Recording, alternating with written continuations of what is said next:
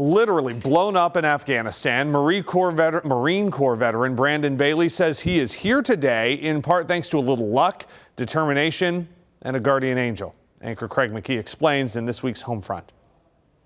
I didn't have the greatest job in the Marine Corps. I had the greatest job in the world. I got to find the targets.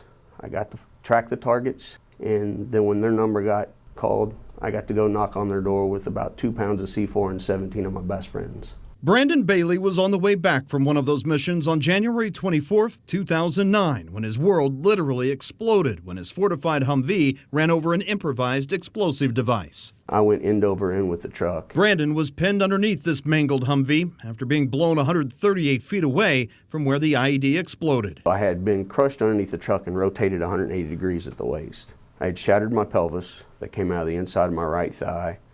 I had crushed my right hip, had done damage to my left hip as well. I broke my back in 5 places. I had a ruptured bladder, a perforated bowel, broken ribs. I was opened up from the inside of my thigh into my groin all the way to my sternum. It was the reality of the war. It wasn't, if it was going to happen, it was when it was going to happen. And it just so happened to be my number got pulled that night. Are you here to talk to me today? Absolutely. They tried to kill me. They just couldn't. Alive, but a long way from living. Quickly medevaced and stabilized in Afghanistan, he lands at Landstuhl Hospital in Germany. I remember being in Landstuhl and I had a priest come in and read me my last rites.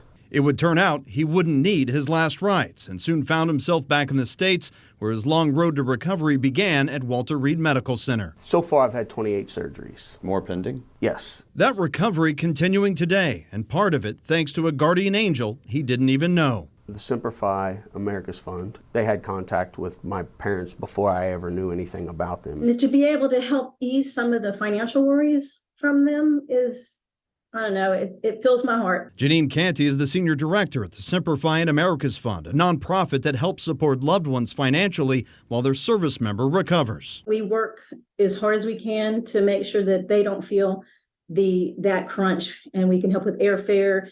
We can pay mortgages. I mean, just different things. All those extra expenses people don't really think about. Yes. The hotels, the extra meals and things of that, especially for you, your family support system that's there helping you. My surgeries here, as of recent, have been at UCLA. First time I was there, I had to be there for 6 weeks. Second time, I was 8 weeks. Once told he wouldn't live more than 30 days, and then told he'd never walk.